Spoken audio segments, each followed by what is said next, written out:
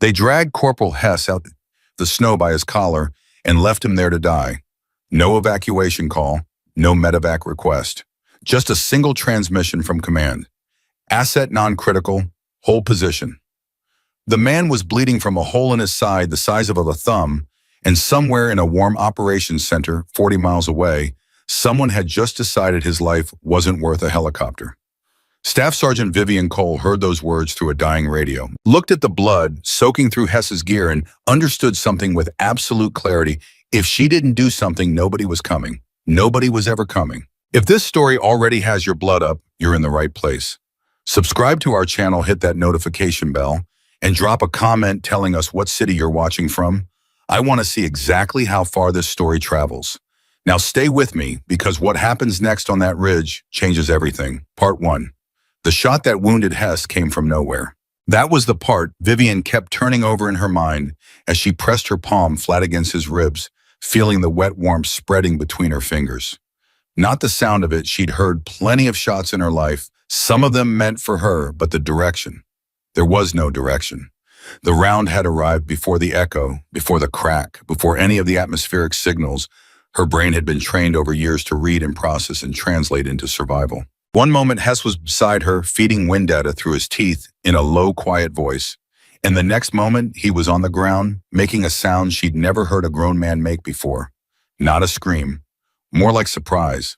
Like the universe had reached out and flicked him, and he hadn't quite processed yet that it had nearly killed him. "Talk to me," she said. Her voice was flat. She needed it flat.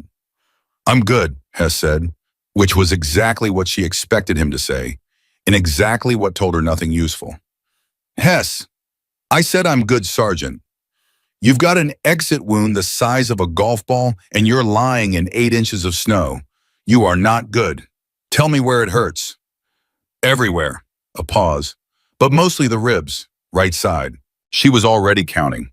Entry trajectory, exit angle distance from the lung cavity, proximity to the liver. A 7.62 round through the right lateral thorax.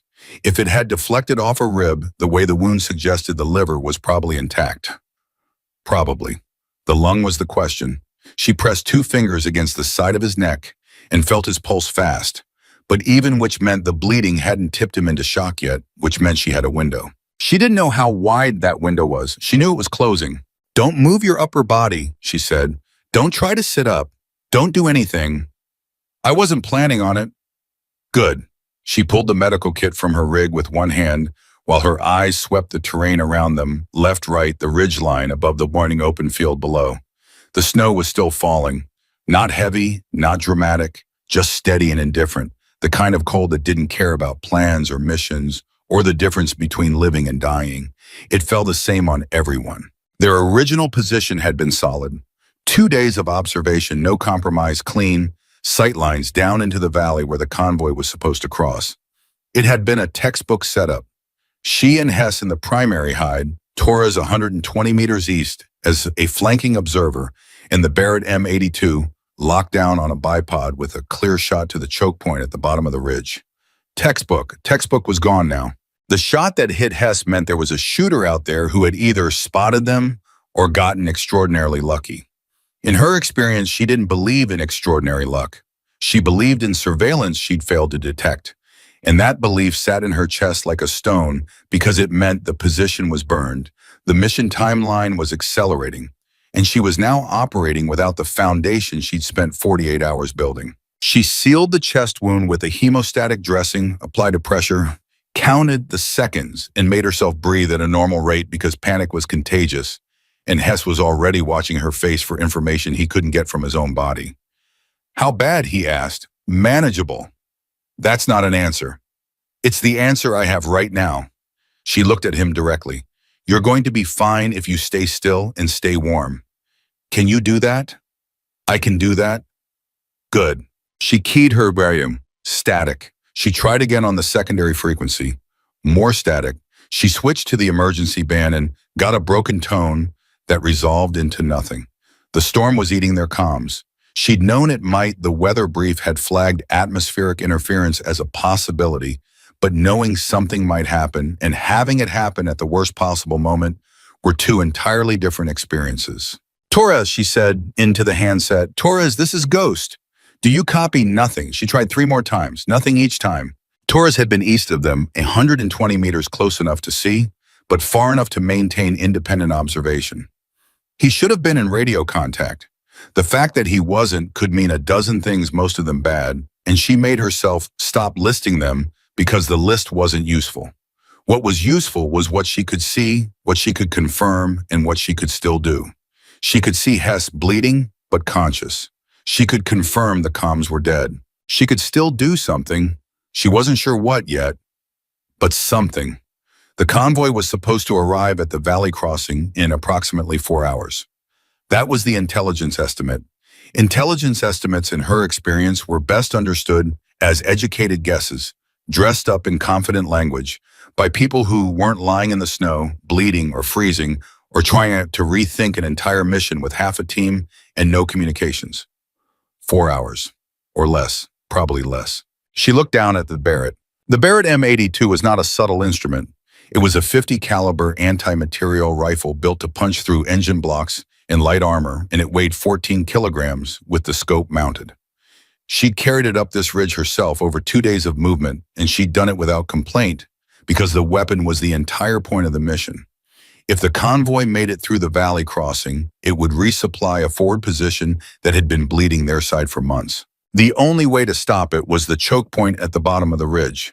The only way to hit the choke point from this position, at this distance, was the Barrett. She checked the action. The bolt moved halfway and stopped.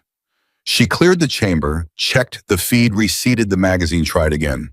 The bolt moved halfway and stopped. She spent 4 minutes, 4 careful, deliberate minutes that she could not afford, breaking down every possible failure point she could access in the field without a maintenance kit. Extractor, cam pin, carrier. She found it on the 3rd cycle, a stress fracture in the bolt carrier, invisible to the naked eye under normal conditions, but opening under the thermal stress of extreme cold. The metal had simply decided it was done. The Barrett was a paperweight. She set it down with a care that surprised her. Not frustration, not panic. She set it down the way you set down something that has failed you, not because of malice, but because of physics, and physics doesn't respond to anger. And so anger was simply a waste of calories she didn't have. Hess had been watching her face the whole time. "Tell me," he said. "Barrett's down, bolt failure." A silence. Then, "What about the 14? MK-14 is functional." She pulled it from her rig and turned it in her hands. The MK-14 Enhanced Battle Rifle, 7.62 millimeter semi-automatic, built for designated marksman workout to about 800 meters with a good optic. She had one. The optic was a Schmidt & Bender with a milliradian reticle, and when she looked through it now, the reticle was slightly off. Not dramatically, not even enough that a casual observer would notice. But she noticed. The cold had shifted the zero thermal expansion and contraction, working on the scope's internal mechanisms, and the drift was enough to send a round several inches off point of aim at maximum distance. At 400 meters, several inches was a bad shot. At 800 meters, several inches was a miss. At 1400 meters, which was approximately where the convoy would cross several inches, was a bullet landing somewhere in a square meter of cold mountain air and achieving nothing. Scopes drifted, she said. How much enough? How much is enough? She thought about it honestly. At distance, I'm shooting at a ghost, not a target.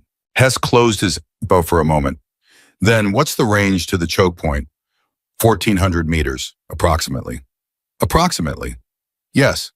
And you're going to tell me you can't make that shot. She looked at him. I'm going to tell you I can't make that shot with a drifted zero and a busted ranging reticle, no Hess. Not reliably, not in this wind, not in this cold. But you can make the shot. That's not what I said. It's what you didn't say. She didn't answer that because he wasn't wrong, and she wasn't sure what to do with the fact that he wasn't wrong. She had made shots at distance before. She had made shots at distance under conditions that should have made those shots impossible in places, and at times she didn't talk about anymore because those places and times had been officially redacted from her service record along with everything else.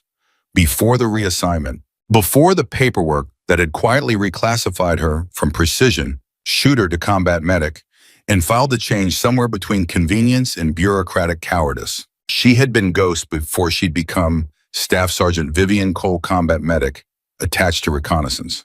Before the Korengal report. Before someone had decided that what she'd done and how she'd done it was more complicated than they wanted to explain to the people who asked those kinds of questions.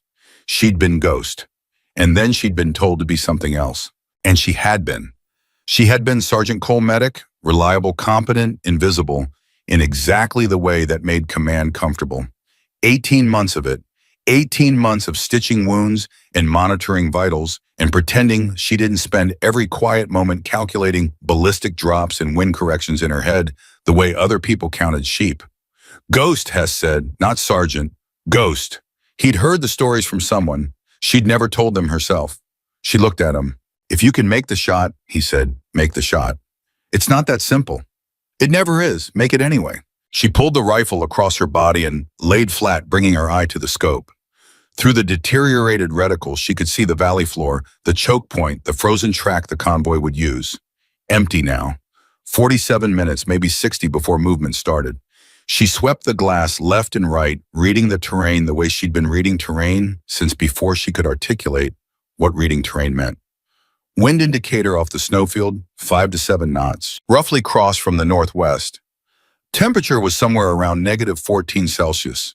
At this temperature, projectile velocity dropped, air density increased, and the already demanding trajectory math became something she'd need to run without a calculator and without margin. She needed to know where the rifle was actually shooting. To know that she needed to shoot it? To shoot it, she needed a reference point she could observe. She found one. A dead tree at the base of the ridgeline, 240 meters out, a landmark she could actually see through the scope and judge impact against. If she put one round into that tree, she'd know where the bullet landed relative to her point of aim. The difference between where she aimed and where the bullet hit would tell her the drift. From that single data point, she could extrapolate the correction needed at 1,400 meters, not perfectly, because nothing about this was going to be perfect, but close enough to matter. A test shot had risks, sound carried in mountain terrain. The hidden shooter was still out there. The test shot could give away her position, which was already compromised, which meant she ran the logic in a loop and arrived at the same place every time the position was already burned. Staying silent wasn't protecting her. It was just delaying. I'm going to take a reference shot, she told Hess. Tree at 240. It'll make noise. I figured. If there's a shooter still watching us, there's a shooter still watching us regardless, he said. Might as well get something useful out of making noise. She almost smiled, not quite. Fair enough. She settled the reticle on the left edge of the dead tree's main trunk. Not the center, the edge, because if she aimed center and the drift was right, she'd still hit it, and she wanted to know the direction and magnitude of the drift, not just confirm she could hit a large target. She controlled her breathing, let the natural pause at the bottom of an exhale arrive, and fired. The crack of the 7.62 snapped across the ridge and rolled down into the valley. She watched through the scope. The round had struck the trunk. She could see the impact mark, but not where she'd aimed, high and right. She counted the distance, visually estimated the angular offset, and did the multiplication in her head the way she'd been doing it for years without ever completely being able to stop. High, right. She needed to adjust down 4 clicks and left 6 clicks. She ran the adjustment. Then she ran the correction scaling. 240 to 1400 was roughly a 5.8 multiplier. 4 clicks down scaled to 23.5 clicks down at distance, which she rounded to 24. 6 clicks left scaled to 34.8, which she rounded to 35. She reached up and made the adjustments by feel and memory, not by counting the audible clicks because the wind was too loud for that, but by the resistance of the turrets under her fingers and the distance she knew each click traveled. Wind's changing, Hess said. His voice was different now, thinner, a little glassy. Blood loss doing its work. I know, stay with me. I'm with you. What's the wind doing, boy? Backing, more north now, maybe 7 or 8 knots, gusting to 12 at the valley floor. She recalculated. A wind shift from northwest to north at this position and angle changed the full value crosswind into a partial value quartering wind, which reduced the horizontal deflection, but increased the vertical component depending on the gust cycle. She rebuilt the solution from the new data. How much time, she asked. Hess turned carefully, painfully to look at his watch. She could tell the movement cost him. Convoy's early, he said. Movement in the valley, I can see headlights. Her stomach didn't drop. She didn't let it. How many vehicles? I count 6. Lead vehicles heavy MRAP class looks like. Rest are soft skins. 6 vehicles. Lead MRA. The MRAP was the problem. It was armored, which was why the Barrett had been the primary weapon. The Mk-14 didn't have the energy to kill an MRAP's engine from this distance. Not reliably, but she wasn't trying to kill the engine by punching through the armor. She was looking for the cooling system, the radiator intake positioned at the lower front of the engine compartment, a few inches of critical infrastructure that even a 7.62 could destroy if placed correctly. Time to choke point, she said. 3 minutes, maybe less. They're moving faster than the intel said. 3 minutes. She had a weapon with a corrected 0 based on a single reference shot taken in deteriorating light and shifting wind. She had a target closing at unknown speed through a valley at 1,400 meters. She had a spotter who was bleeding on the ground beside her and would not be bleeding there much longer if she didn't get them both extracted. And she had herself. She had Ghost. She brought her eye to the scope and found the choke point. The lead MRA was visible now, a dark shape against the white valley floor, moving with the confidence of a vehicle crew who believed the ridge above them was empty. She tracked it, let it come, felt the wind on her left cheek, the cold against the exposed skin of her hands, the metal of the trigger guard against her index finger. Wind steady, Hess said. 7 knots, north, no gusts in the last 30 seconds. She breathed. The MRAP moved toward the choke point, 60 meters, 40, 20. She exhaled, let the bottom of the breath arrive. Somewhere in a warm operations center, 40 miles away, someone had decided Hess wasn't worth a helicopter. Somewhere in a filing cabinet, her identity as Ghost had been buried under 18 months of reassignment paperwork. Somewhere in the chain of command, someone believed that the woman lying in the snow right now was a medic, not a shooter, and that her best contribution to this situation was keeping Hess alive long enough for the convoy to pass. She fired. The bullet left the muzzle at 740 meters per second and began its argument with gravity immediately. She stayed in the scope, watching. A second passed, then another, and then the MRAP stopped. Not from the shot. She didn't know yet if the shot had connected. It stopped because something had happened, something mechanical and sudden, and even at 1,400 meters through a deteriorating scope and failing light, she could see the steam beginning to rise from the front of the vehicle, pale against the cold air, rising. The vehicle behind it braked hard, then the one behind that, then the one behind that. The convoy stopped breathing. Hess made a sound that wasn't quite words. She put a hand on his arm without taking her eye from the scope. Stay still. Did you find them? Stay still. She watched the convoy for 40 seconds. The lead MRAP did not move. The steam continued to rise.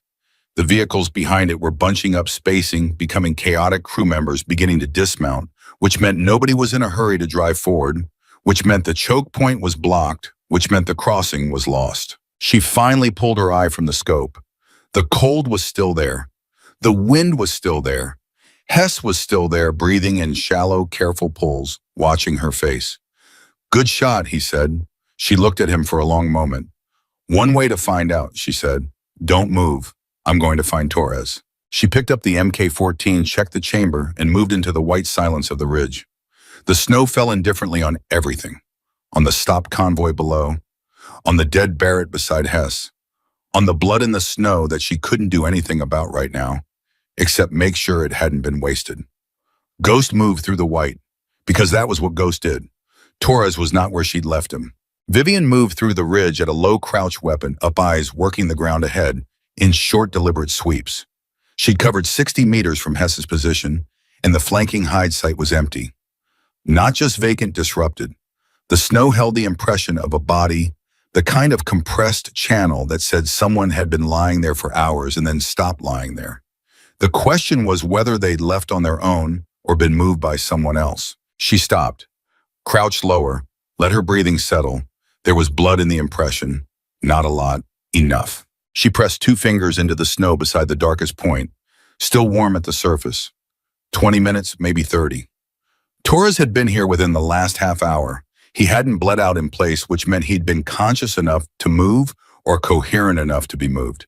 She followed the disturbance with her eyes, the drag marks going left toward the eastern face of the ridge, and made herself not follow them immediately. She needed to be certain first. Certain that whoever had taken Torres, or helped Torres, or chased Torres off that position wasn't still close enough to hear her breathing. She waited 45 seconds, counted them. Nothing moved. She followed the marks east. Behind her, somewhere below the ridge, she could still hear the confusion of the stopped convoy, voices carrying up from the valley floor, the mechanical sound of engines idling, someone shouting something in a language she didn't speak, but understood the tone of anger. Confusion orders that didn't make sense because the situation didn't make sense. She had bought time. She didn't know exactly how much. She moved faster. Torres was 40 meters east, wedged against a rock formation, sitting up with one knee drawn to his chest and his left arm pressed against his side. He looked at her when she appeared, and the first thing he said was, "I thought you were dead."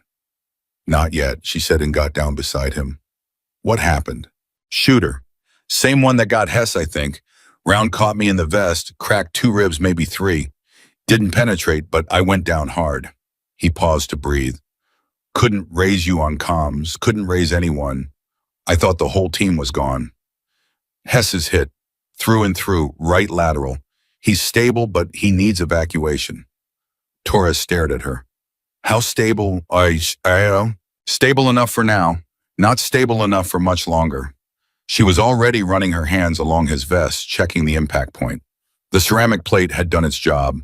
The round had deformed against it rather than penetrating, but the kinetic transfer had been enough to crack ribs, and cracked ribs in extreme cold with no medical support meant every breath was a negotiation. "Can you walk?" "Been walking. That's how I got here." "Good. Keep doing that." "What about the convoy?" She didn't answer immediately. She pulled him upright and got his arm across her shoulders and felt him hiss between his teeth at the movement. "The convoy just stopped." Torres looked at her sideways. "Stopped? How far?" "Choke point blocked. Lead vehicle is down." "The Barrett, I thought the comms said the Barrett was..." "The Barrett is down, yes." He processed that for a moment. "Then how did you MK-14? Another pause, longer this time. Then Torres said very quietly, 1,400 meters. Approximately. With a drifted scope. "I re-zeroed." "You re-zeroed in the field, under fire, in the time between Hess going down and the convoy hitting the choke point. It wasn't under fire at that point, technically." "Ghost." He said it the same way Hess had said it, like it was a confirmation of something he'd suspected but hadn't been sure he was allowed to say out loud. She didn't respond to the name. She just moved him forward, and he moved with her, because that was the only option either of them had. Getting back to Hess took longer with Torres in tow. He was managing his breathing with the disciplined deliberateness of a man who understood exactly what breathing wrong would cost him, and she matched her pace to his without being asked, because there was no version of this where she left him behind. The ridge was steep in sections, and the snow made every surface treacherous, and neither of them said anything about any of that. There was nothing to say. You either moved or you didn't. They found Hess where she'd left him. He was conscious, which was what mattered. His color had gone another shade toward gray, which was what concerned her. She got Torres settled, checked Hess's dressing saturated, but holding and replaced it with the last hemostatic bandage in her kit. One dressing. She had used every other supply she'd brought. They were out of medical material and out of communications in approximately 45 minutes from full dark. "Torres is alive," Hess said, looking past her. "In a manner of speaking," Torres said from 6 feet away. "What's your status?" "Ribs, not as bad as you." "That's a low bar." "I know." Vivian was working while they talked, doing the math that she couldn't stop doing, because stopping would mean admitting there was no good answer, and she wasn't there yet. The convoy was stopped at the choke point. That bought an unknown amount of time, could be hours if the blockage was severe enough, could be minutes if they had the equipment to push a disabled MRAP off the crossing road. She didn't know which, because she couldn't see the valley floor clearly from this position anymore. And moving to a better observation point meant leaving Hess, and leaving Hess meant leaving him alone with a saturated dressing and no communications and temperature that was dropping another degree every 20 minutes. She tried the radio again. Secondary, emergency, primary. On the emergency band, something different happened. Not a voice, a tone, A repeating signal that was broken and distorted, but present, the kind of presence that said someone somewhere was transmitting, and the storm was eating most of it, but not all. She keyed her handset 3 times in the universal pattern, paused, keyed 3 more, paused, keyed 3 more. She waited. 30 seconds. 45. Then through the static, a voice, broken, barely human through the interference, but unmistakably words. She could make out 2 of them with certainty. The first was her call sign.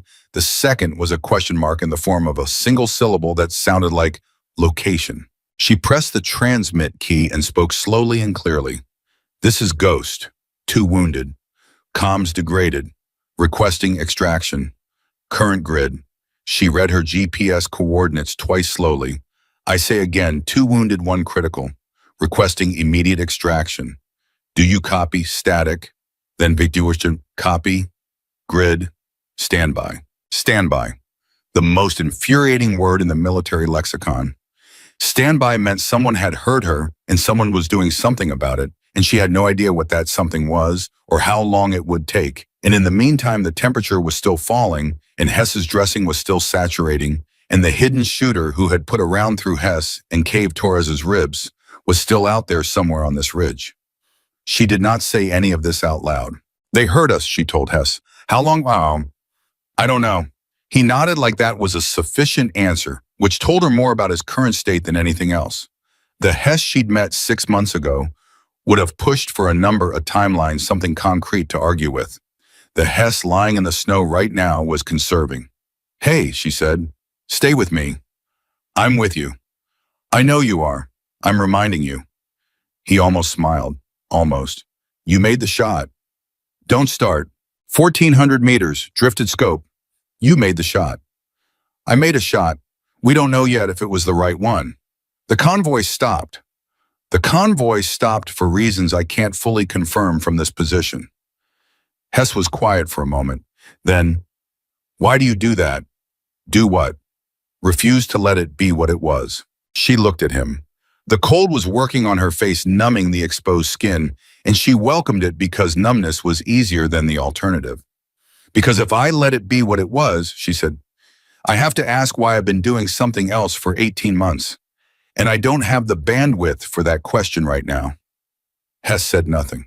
Torres said from his position against the rock, for what it's worth, I heard rumors about Koringal before the reassignment. She turned to look at him. Her voice was very level. Where did you hear that people talk? People don't know what they're talking about. They know you were there. They know what happened there.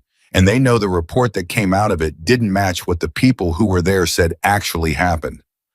The wind moved. The snow fell. She watched Torres with a steadiness she'd practiced for a long time. The report was accurate, she said. The report said the engagement was a command decision. It was. People who were there say it wasn't. Then the people who were there are mistaken about the chain of command. Torres looked at her for a long moment. Then he exhaled, carefully managing his ribs. Okay, he said. Okay, I won't push it. Thank you. A silence settled over the 3 of them. Below, the sounds from the convoy had changed, less shouting, more the mechanical noise of a systematic response. She needed eyes on the valley again. She picked up the Mk-14 and moved to a low position behind the rock that gave her the best angle down the slope without exposing herself to the ridge above, and brought the scope to her eye. What she saw made her still. The convoy had not dispersed. The crew of the lead MRAP had dismounted and were working around the front of the vehicle. She could see figures small at this distance, moving with purpose rather than panic. Behind them, the other vehicles had spread into a defensive formation rather than the bunched confusion she'd seen immediately after the hit. These weren't civilians who'd stumbled into a blocked road. They were soldiers doing what trained soldiers did when an ambush situation became a mechanical problem. They adapted. One of the figures near the lead MRAP appeared to be directing the others, arms out, moving, coordinating, a commander or someone acting like one. In the direction he was gesturing, she tracked it was up the slope, toward the ridge. They were looking for the shooter. She pulled back from the scope. We have a problem, she said. Torres answered immediately. Define problem. They're reorganizing, setting up search vectors on the ridge. They haven't cleared the choke point yet, but they're not running scared either. Someone down there has training. How long before they reach this position? She ran the geometry quickly in her head, slope angle, distance, likely dismount, point movement, speed through deep snow. 20 minutes, maybe 25. Torres said something she didn't repeat. Hess said, "Can you move us?" "You know, not far, not without risking the wound." She paused. "Torres can move. I can move. You're the variable." "Don't make me the variable that keeps you pinned down," Hess said. There was an edge in his voice, not anger, something more tired and more serious. "If moving me risks the mission is already done, Hess." "Is it?" She met his eyes. "The convoy is still down there," he said. "They haven't cleared the choke point. If they clear it, the convoy is not my problem anymore. Getting you and Torres off this ridge is my problem." "Ghost, don't." The word came out harder than she intended. She softened it. "I made the shot. It either worked or it didn't. Right now, the only thing I'm focused on is extraction." Hess was quiet. Then, "Okay, okay, okay." He closed his eyes briefly. "But you're wrong about one thing." "What's that?" "The mission being done. Look at the valley again." She didn't want to. She looked anyway. Through the scope, the situation had changed again. The figures that had been organizing around the lead MRAP had shifted their focus not to the ridge, not to the search vectors she'd expected. They were gathered near the second vehicle, and there was something wrong with it. She couldn't tell exactly what. A mechanical problem, maybe, or a second vehicle issue she hadn't caused. But they were arguing around it. The gestures were wrong for calm problem solving, too sharp, too wide, and while they argued, nobody was moving the MRAP. The choke point was still blocked. More than blocked. It was becoming more blocked because whatever was wrong with the second vehicle was adding to the problem rather than solving it. She stayed in the scope longer than was probably wise, cataloging details, building a picture. Then she pulled back. "Second vehicle's having problems," she said. "Sympathy cascade?" Torres asked. "Maybe. Or terrain damage from the emergency stop. Either way, they're not moving that convoy in the next 30 minutes. Not without significant effort." "So the mission's done," Torres said. "For now." She moved back to her position between the two men. The temperature had dropped another degree. She could feel it in her fingertips. "We need to focus on the search party, 20 minutes before they reach this position. I need to relocate us." "You said you can't move me," Hess said. "I said not far, not fast. There's a difference." She was already looking at the terrain, measuring distances, identifying the least bad option. 40 meters north was a secondary position she'd noted during their initial approach. Lower elevation, less exposed to the ridge above, with a rock formation that provided cover from at least two of the three directions the search party might approach from. 40 meters through deep snow, with a man who was running low on blood, was not a good option. It was the least bad one. "You're thinking 40 meters north," Torres said. She looked at him. "How did you know?" "Because it's where I'd go, and because you've been looking that direction for the last 2 minutes. Can you help move him?" Torres tested his arm, raised it, lowered it, winced, but completed the motion. "Yes." "Ribs?" "Will be ribs regardless. Yes, I can help." She looked at Hess. "This is going to be uncomfortable." "Everything on this ridge has been uncomfortable. More uncomfortable than the last hour." Hess looked at her steadily. "Ghost, move me." They moved him. It was not graceful. Nothing about the next 6 minutes was graceful. She took his left side, Torres took his right, and they lifted him in the careful, controlled way of people who understood exactly what they were holding and exactly what carelessness would cost. Hess made sounds he probably didn't mean to make. She didn't comment on them. Torres counted paces under his breath. The snow was deep and uneven, and twice she sank to her knee and had to recover without dropping. Hess and she recovered both times because the alternative was not recoverable. 40 meters. They made it in 6 minutes. She got Hess settled against the rock, checked his dressing, still holding. Still saturated temperature was slowing the blood flow, which was the only mercy the cold had offered. And then she keyed the radio again. Same tone, same request for location. She gave it. Copy. 12 minutes. 2 birds, 2 helicopters. 12 minutes. She looked at her watch, then at the valley below, then at the ridge above where the search party would be cresting sometime in the next quarter hour. 12 minutes versus 15. We have helicopters coming, she said. How long? Hess asked. 12 minutes. Torres said, the search party will be at our previous position in about 15. I know. So they'll find an empty position. Yes. And then they'll look for where we went. Yes. And they'll find us before the helicopters arrive. She said nothing for a moment. Then, not necessarily. Torres watched her. You're going to do something. I'm considering options. Ghost. He said it with a patience that suggested he had been waiting for the other shoe to drop since she'd walked into his flanking position. What are you considering? She was looking up the ridge. At the angle. At the approach route the search party would most likely use. At the single narrow passage between two rock formations that anyone moving from the valley floor to the position where she and Hess had been lying would have to pass through if they were moving efficiently and not expecting contact. I'm going to slow them down, she said. You're going to shoot at them. I'm going to make them cautious. There's a difference. Is there? Yes, I'm not trying to win a firefight. I'm trying to buy 12 minutes. She was already moving. Stay with Hess. Keep him talking. Don't let him close his eyes. Ghost. 12 minutes, Torres. She looked back at him once. I've made harder math work today. She moved up the ridge with the MK-14, finding the narrow angle she'd identified, and she settled into the snow and waited, and did not let herself think about the distance to the pass or the number of figures she'd seen coordinating in the valley, or the fact that she was one person with a semi-automatic rifle and a re-zeroed scope against a search party of unknown size operating on their own terrain. She thought about Hess's dressing, about Torres's ribs, about the sound of the helicopters that didn't exist yet, but would in 11 minutes in 10 and 9. The first figure appeared at the pass. She put a round into the rock face 2 feet to his left. He disappeared instantly. She counted. 30 seconds, then 60, then 90. Nobody came back through the pass. Good. Cautious meant slow. Slow meant time. She put a second round into the rock face on the opposite side for emphasis. From somewhere below, a radio crackled. Commands being issued. The search party was reorganizing, assessing, doing exactly what trained soldiers did when they encountered unexpected contact. They stopped being a search party and started being a reaction force, which meant procedure, and procedure took time. 8 minutes. She moved laterally 15 meters and waited. Nothing came through the pass. 6 minutes. Still nothing. She heard it before she saw it, the rotors coming in low and fast from the north, the heavy mechanical sound of military helicopters that didn't care about subtlety because they had enough firepower that the subtlety was optional. She keyed her radio. Inbound on our position, she said. Book in 30.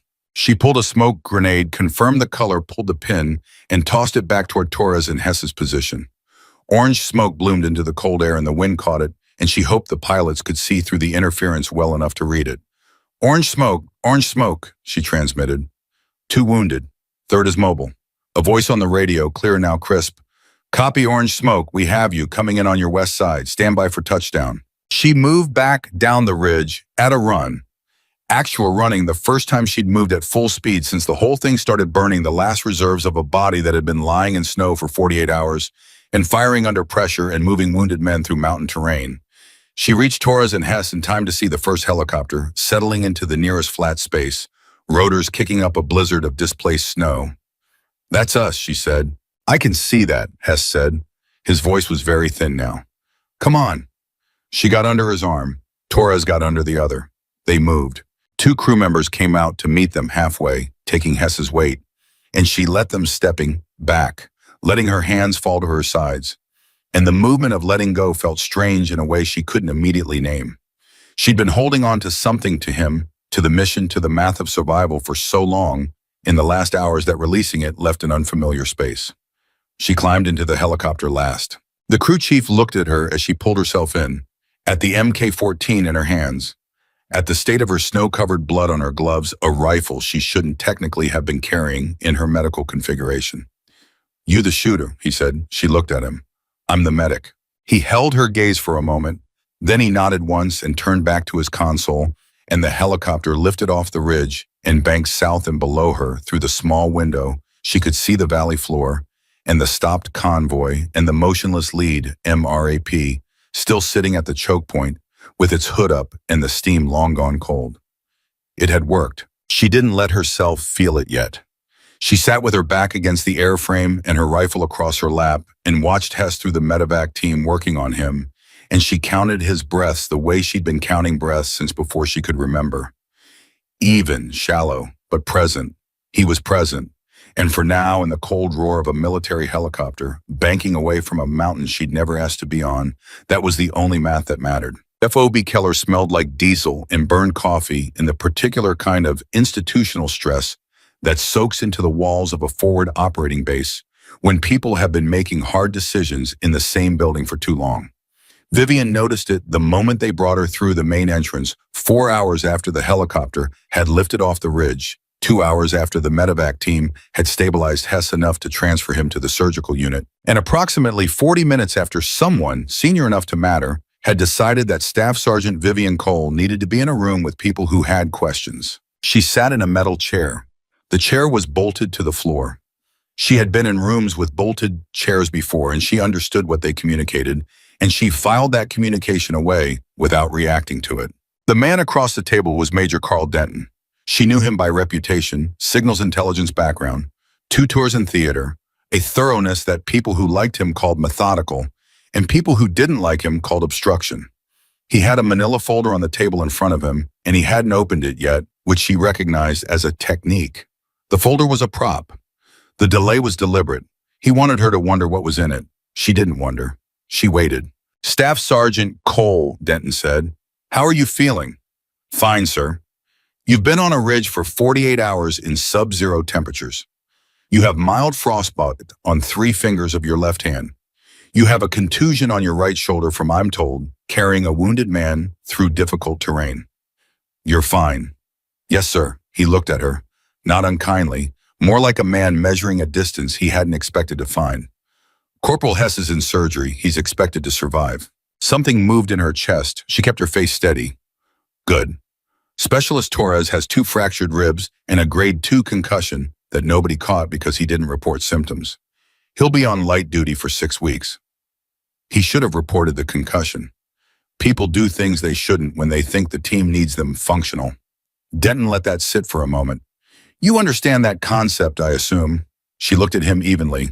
Is that a question, sir? He opened the folder. She had expected personnel files, assessment reports, the kind of administrative archaeology that commands performed when they needed to justify a decision they'd already made. What Denton put on the table instead was a series of photographs, high resolution, taken from aerial surveillance timestamp stamped in the lower right corner. The valley, the choke point, the convoy, and the MRAP. These were taken by an ISRS set 41 minutes after your extraction, Denton said. The lead vehicle of the convoy is a Typhoon K MRAP. It is blocking the only viable crossing on that route. Behind it, a second vehicle sustained what the analysis team believes was a terrain-induced mechanical failure during the emergency stop. The convoy has not moved. It has now been stationary for, he checked his watch, 6 hours and 17 minutes. The weather window for alternative crossing routes closes in approximately 8 hours. She said nothing. The mission objective, Denton continued, was to prevent that convoy from resupplying the forward position at grid reference. He cited coordinates she recognized. As of this briefing, the mission objective has been achieved.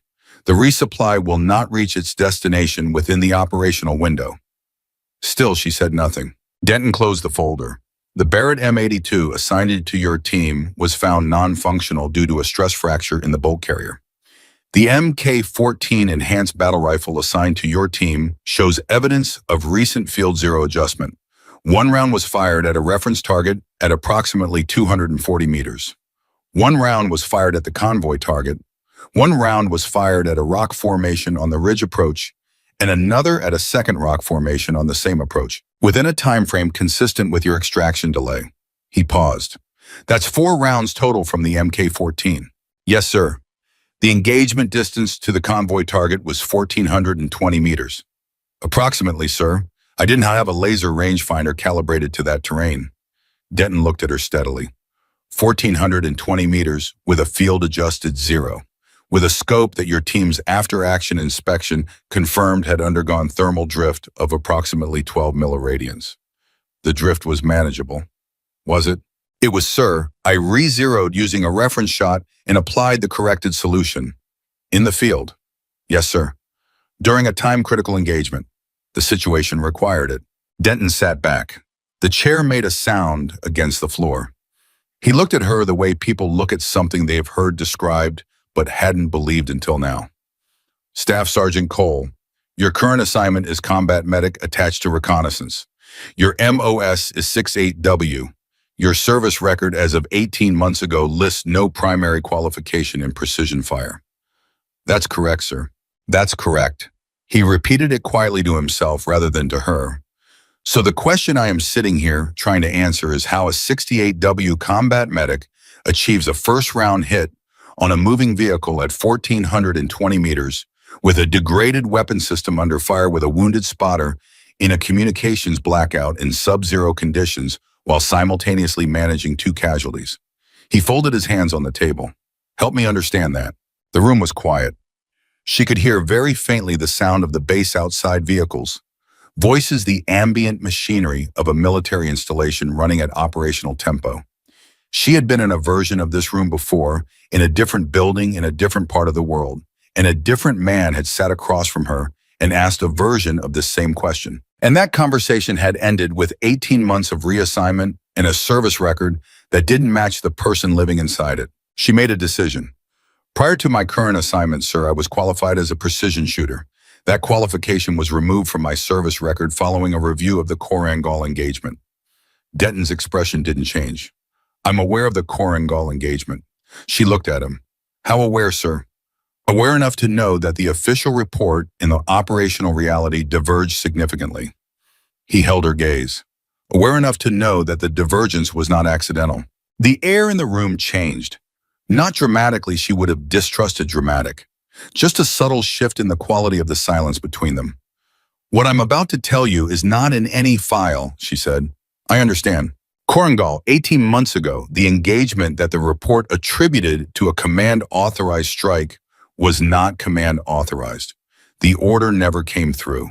The convoy, a different convoy, different valley, same logic was 30 seconds from the crossing point, and I had a window of about 4 seconds to make a decision that no one in the chain of command was going to make in time.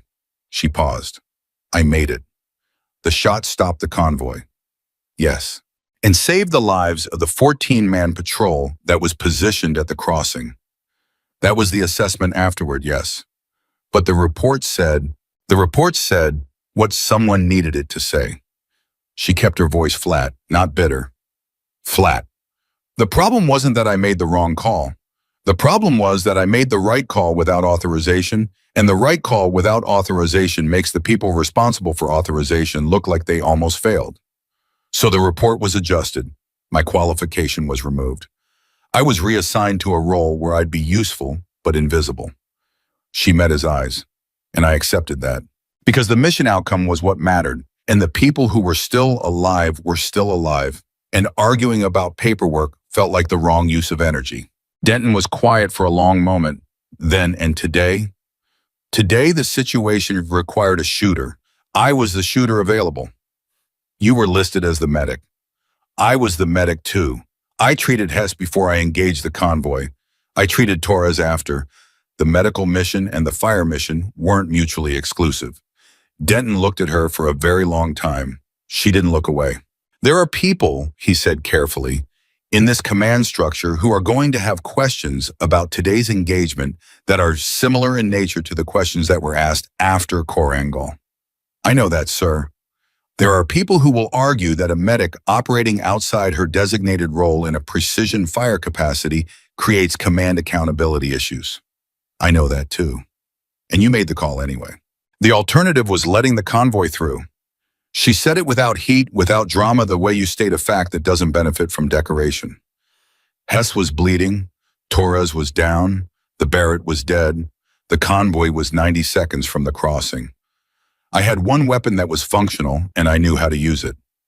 She paused. I used it. Denton picked up the folder, looked at the top photograph, the stopped MRAP, the block crossing the dead convoy lying in the valley like a chain that had snapped at one link. The patrol that was depending on that resupply being stopped, he said, is 18 men. They've been in position for 61 days. If the convoy had gotten through, they would have been facing a resupplied adversary for the next 3 to 4 weeks. He set the photograph down. 18 men. She didn't respond to that. Cole, sir, how long have you been a ghost? She understood the question immediately, not her call sign, but the concept. How long had she been invisible? How long had she been something other than what she actually was? 18 months, she said. Does it bother you? She considered the answer seriously. It bothered me more when I thought it was permanent. Denton stood. She stood automatically and he shook his head slightly, indicating she should stay seated. He moved to the window which looked out over the base interior and stood there with his back to her. The Korangal report is going to be reviewed, he said. Not immediately, not publicly, but reviewed. There are people in this command who have known for some time that the original documentation was inaccurate, and today's engagement has given them a reason to act on that knowledge. He turned. That process will take time, and it will be uncomfortable. For you specifically. It's been uncomfortable for 18 months, sir. This will be a different kind of uncomfortable.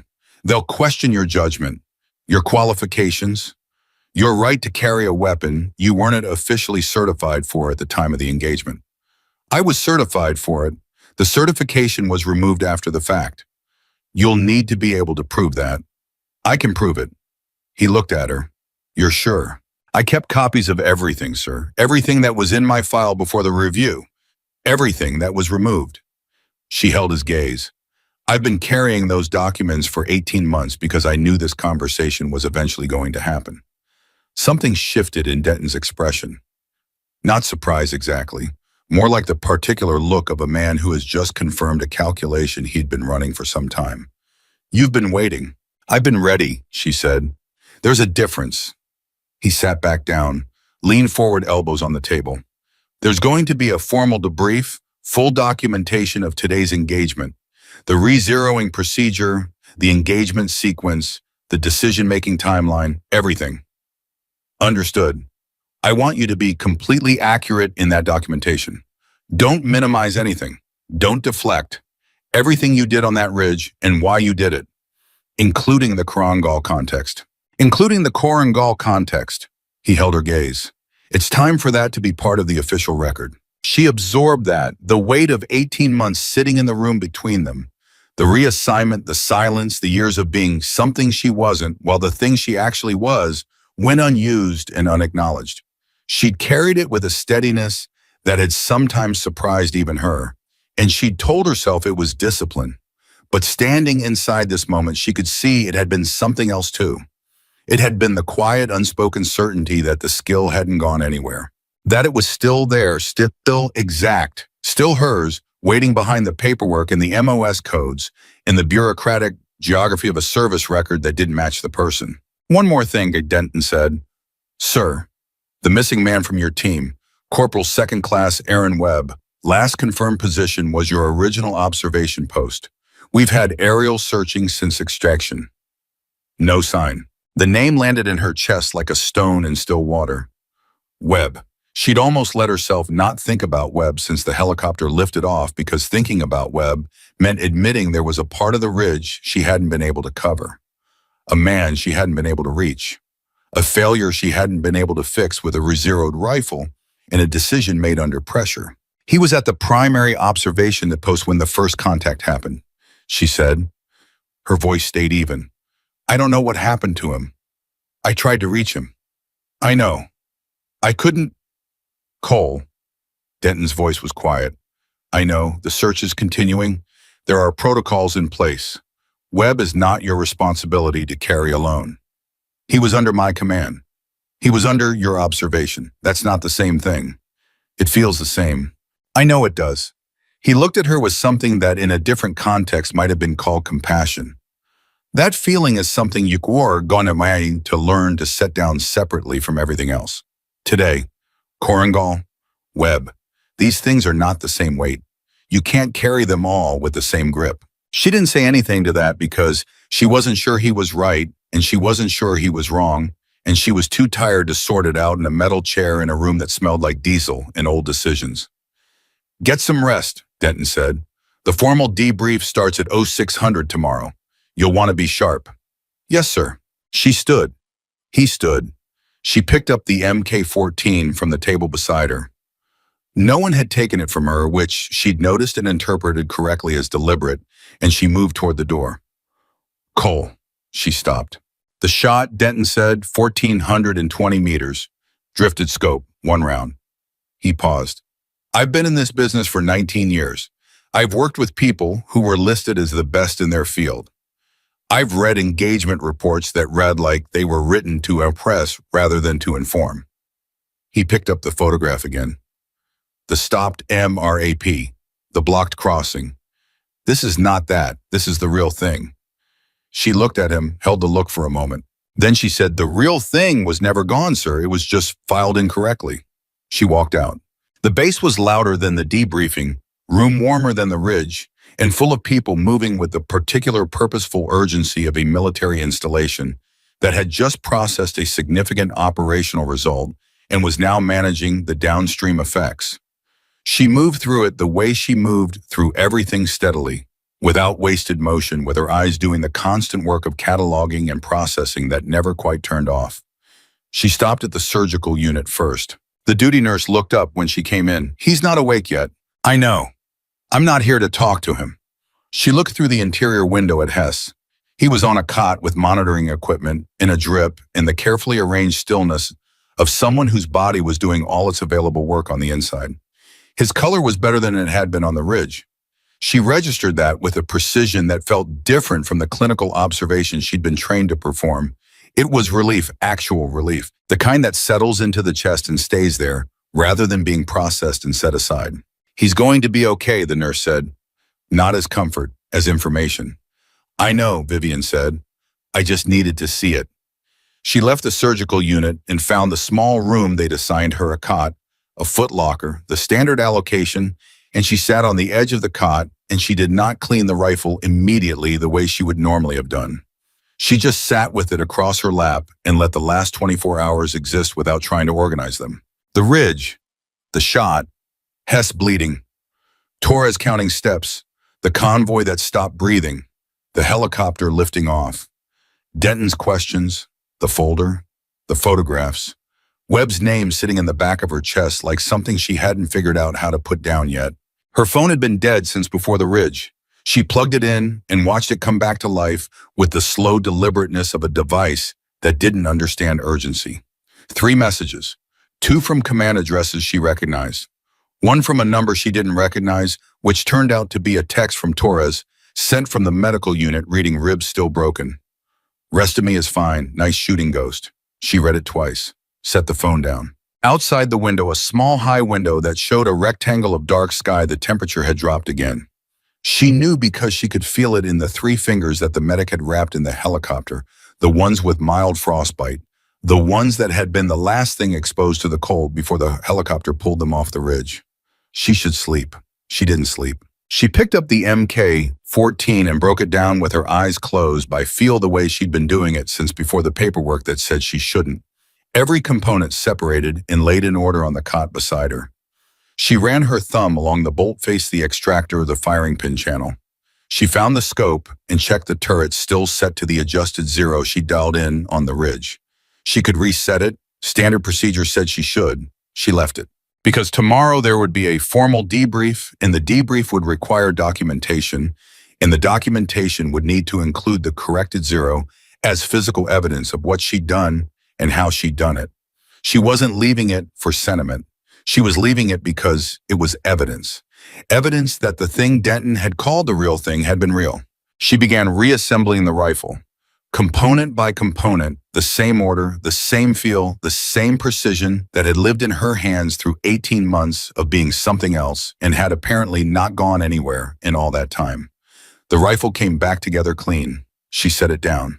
And in the quiet of a small room in FOB Keller, with Hess breathing steadily, 1 building over, and Torres's message sitting on her screen, and Webb's name sitting somewhere she hadn't figured out yet, Staff Sergeant Vivian Cole sat with the understanding that something had changed today, that paperwork could not unchange. The debrief was tomorrow. The review of Korengal was coming.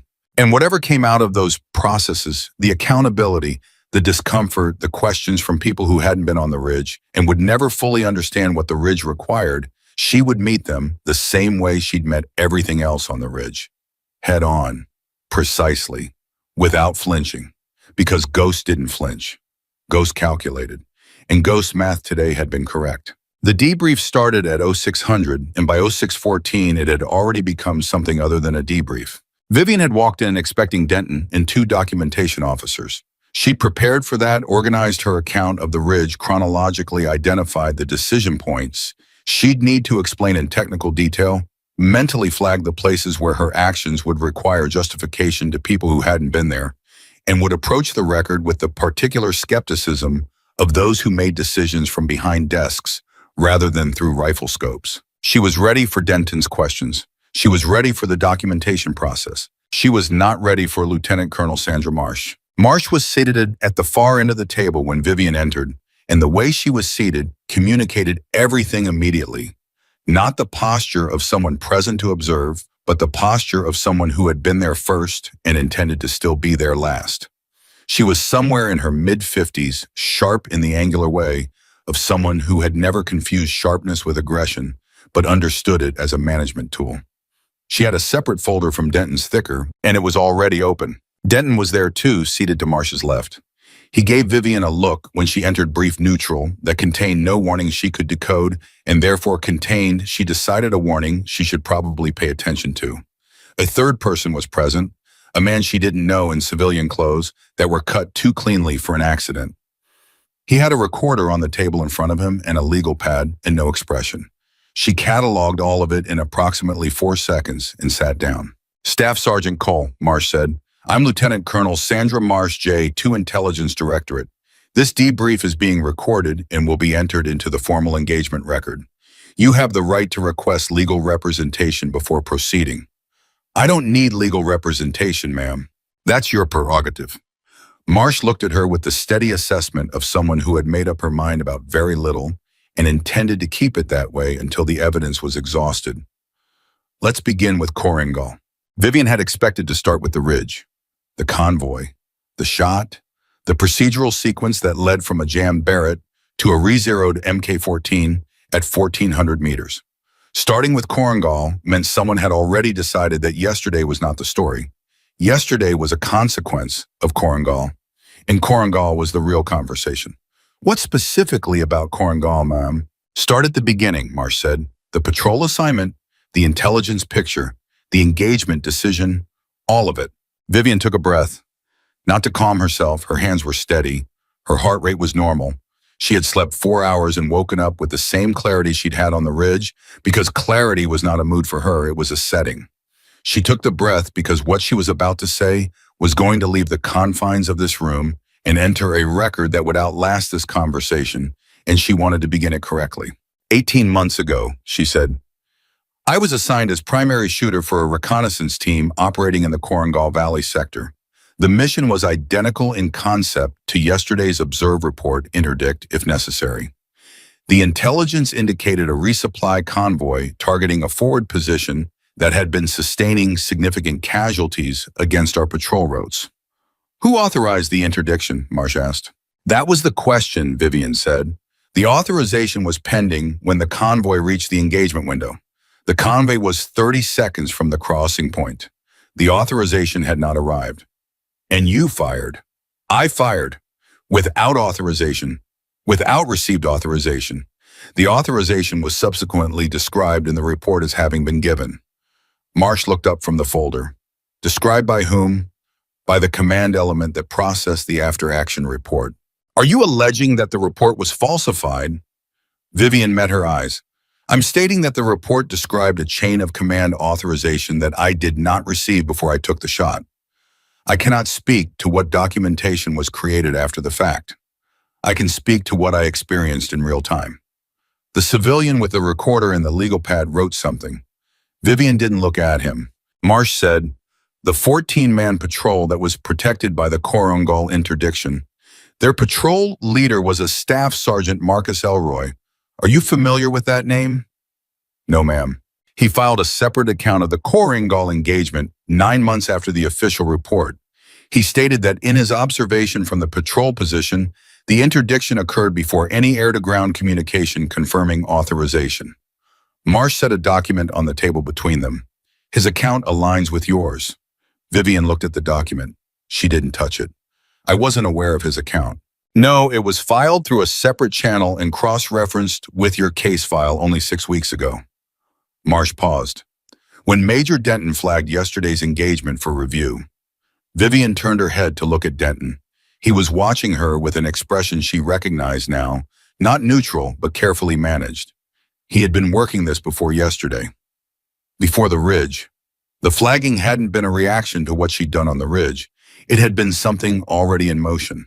How long, she asked him directly. Denton said 4 months. There was already an informal review process underway when your team's mission was assigned. Yesterday accelerated the timeline. You knew who I was when you assigned me to this mission. I knew who you were, yes. The room was very quiet. The civilian wrote something else. Vivian looked back at Marsh. You put me on that ridge deliberately, she said. Not as accusation, as computation. She was running the logic and arriving at an answer, and she needed to confirm it was the right one. Marsh didn't flinch. The mission required a reconnaissance team with a precision fire capability. Your official qualification had been removed. But the informal assessment of your capability based on service history prior to the qualification removal indicated you were the most qualified asset available for the assigned mission parameters. You used a medic, Vivian said, because the medic was actually a shooter whose paperwork had been altered. We assigned the best available asset to a critical mission, Marsh said. Her voice was even, not defensive. The mission outcome confirms the assessment. Vivian sat with him at that for a moment. The particular quality of what had just been said was one of those things that could be processed 2 ways as justification for what she'd been through. A retroactive acknowledgement that the system had known all along what it had buried, or as evidence that the system had used her the way it always used assets for the mission on its own terms, without full transparency about the purpose or the stakes. She chose to process it the only way that was useful. What happens now, she said. Marsh looked at her. The Korangal report will be formally reviewed for accuracy. Given Elroy's corroborating account and the newly surfaced timeline documentation, there is a strong basis for a finding that the original report inaccurately attributed the authorization sequence. She paused. Your qualification removal will also be reviewed. If the finding supports reinstatement, the process will begin. How long? Weeks, possibly months. The bureaucratic process is not known for its efficiency. I've noticed that, ma'am. Something almost moved in Marsh's expression. Not quite a smile.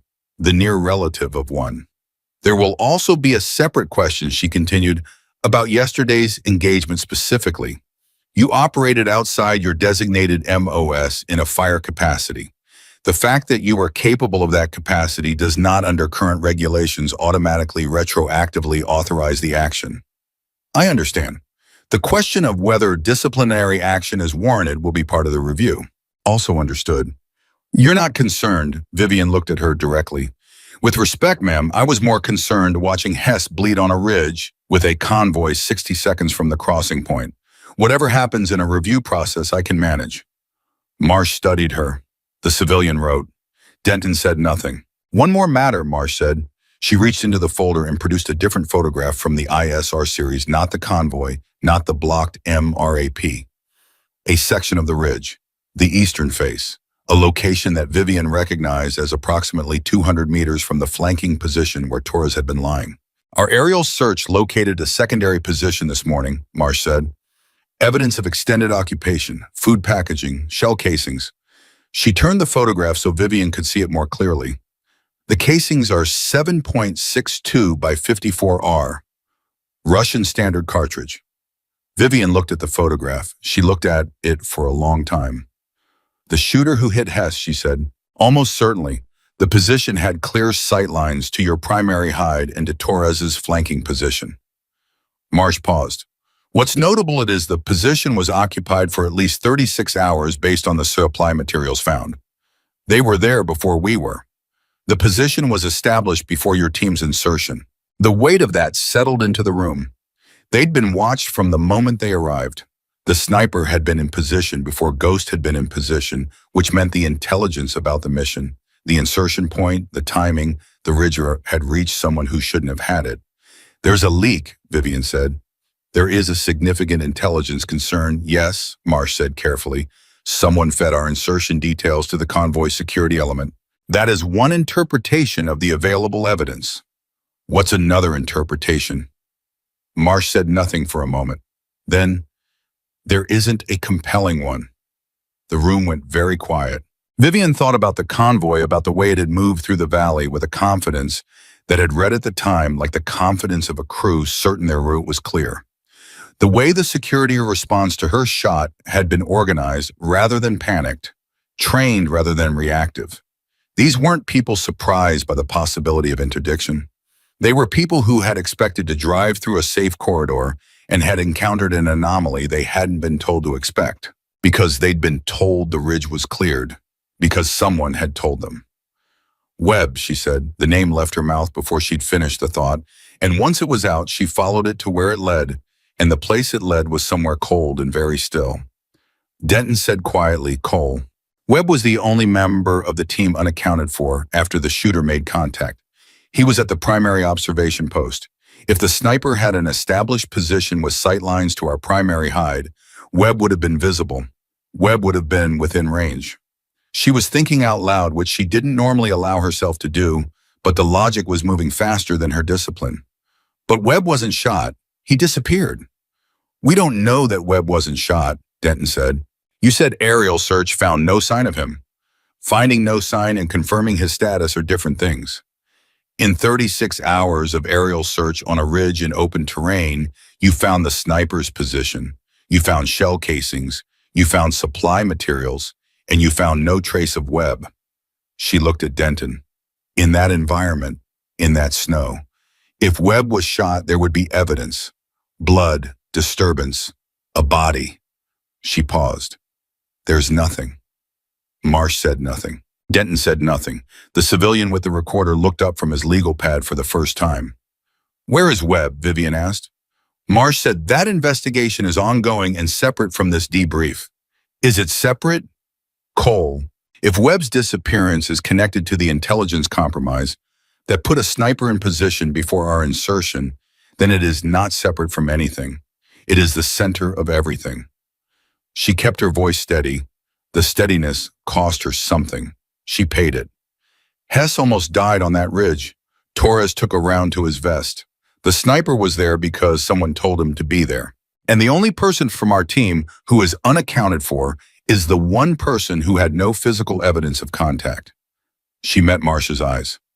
So I am asking you, ma'am, with respect and with the understanding that you are managing an active intelligence investigation. Where is Webb? Marsh held her gaze for a long time, long enough that the silence became a kind of answer in itself. Not the answer to the question Vivian had asked, the answer to the question underneath it, whether Marsh was going to tell her the truth. Corporal Second Class Aaron Webb, Marsh said, was detained by Special Operations personnel at a secondary extraction point 14 kilometers from your team's insertion site. He was detained 4 hours after your extraction. She paused. He was in possession of communications equipment that was not issued to your team. The air left the room. Not literally. The temperature didn't change. The light didn't change. But something fundamental shifted in the quality of the space between the four people sitting at that table, and Vivian felt it the way you feel a change in pressure before a storm, not with any single sense, but with all of them simultaneously. He was transmitting, she said. He had transmitted prior to your team's engagement with the convoy. Marsh's voice was very controlled. We believe the transmission included your team's position, the insertion timeline, and the engagement parameters. Vivian sat very still. Webb, Aaron Webb, who had been quiet on the insertion and thorough in his observation duties and unremarkable in every way that she'd assessed him, the kind of unremarkable that she now understood with the sick clarity of hindsight was not a personality trait, but a practice quality. Webb, who had been at the primary observation post, who had been within sight of the sniper's position, who had not been shot, who had disappeared, who had been found 14 kilometers away with equipment he shouldn't have had. How long? She said.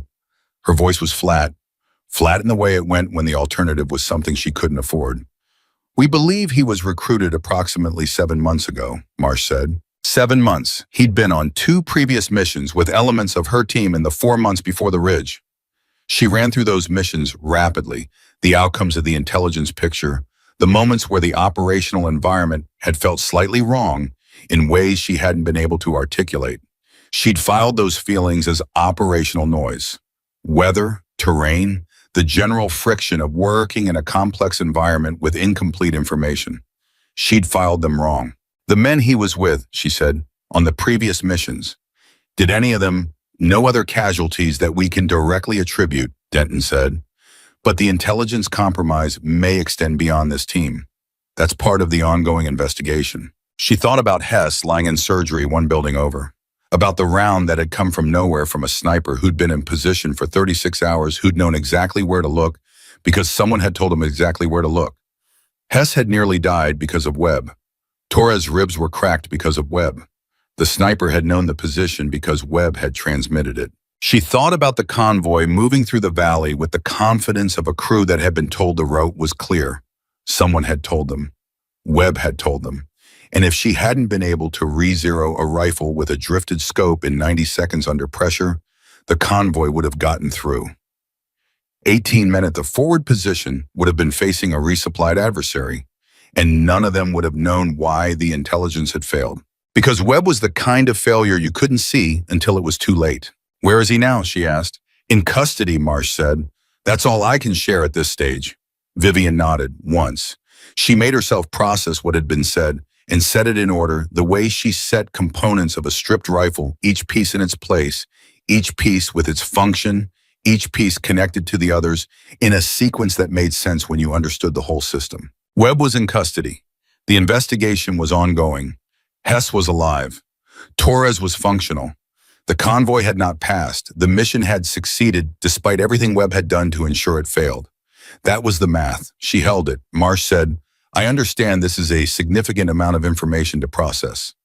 Yes, ma'am.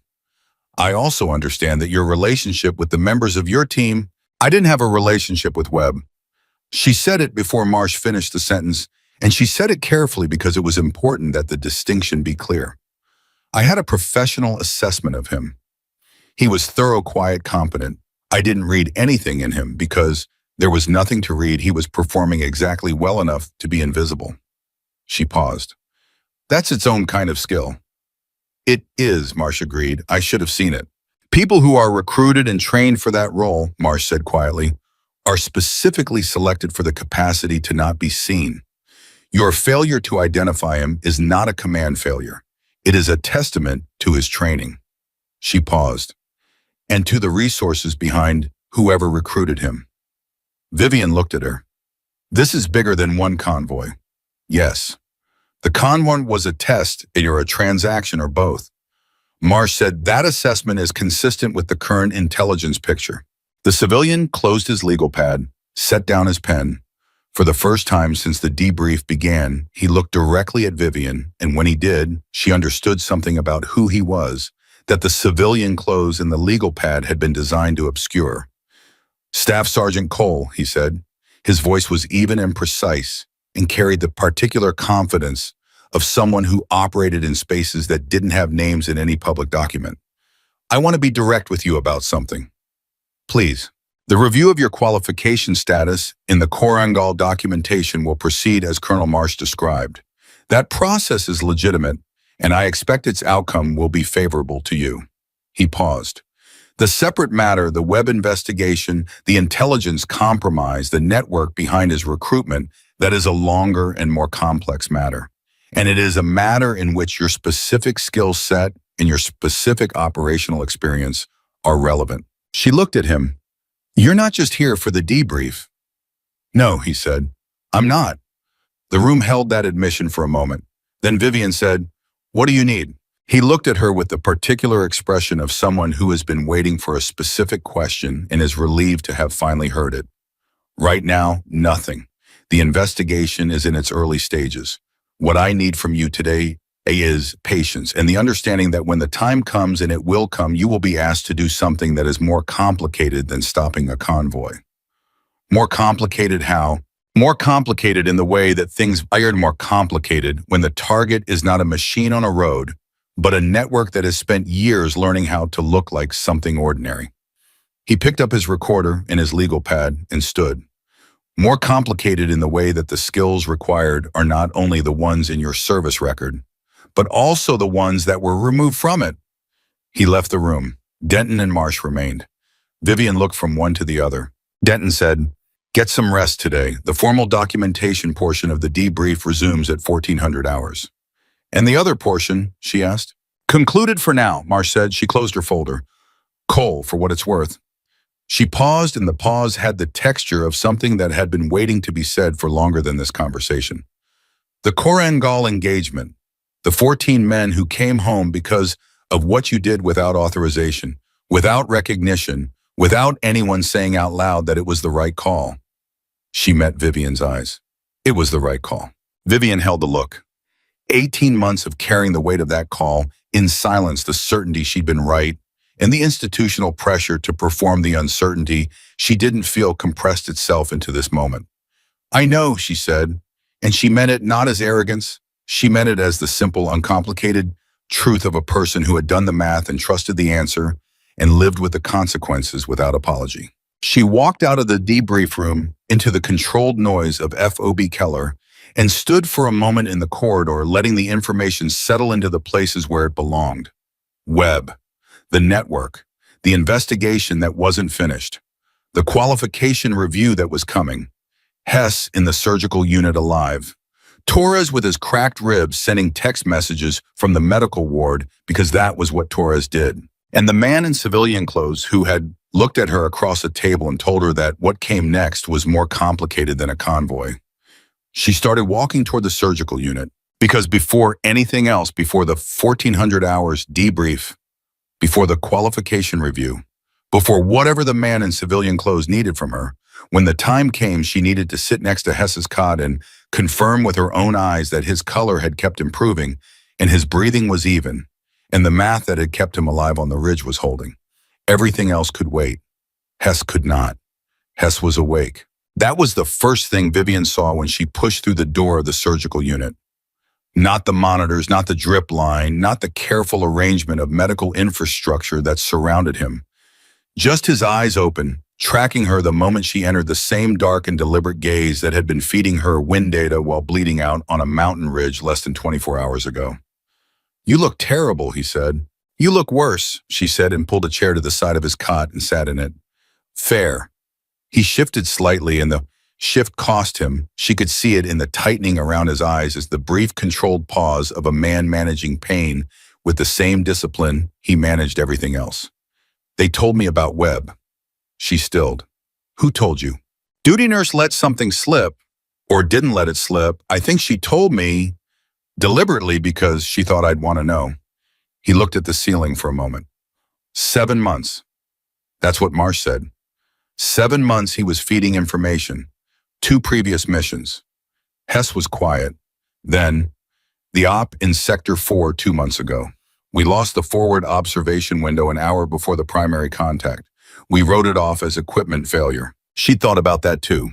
She'd run through both previous missions in the corridor after the debrief, cataloging the anomalies she'd classified as noise. Equipment failure was the logged reason, yes. Webb handled the equipment check that morning. "I know." Hess turned his head to look at her directly. "You figured that out just now." "I figured it out in the corridor about 20 minutes ago. And nothing. It's in the record. The investigators have the record." She held his gaze. "There's nothing I can do with it that isn't already being done." He watched her carefully, the way Hess watched things when he was deciding whether to push. "That's not what's bothering you." She didn't answer immediately.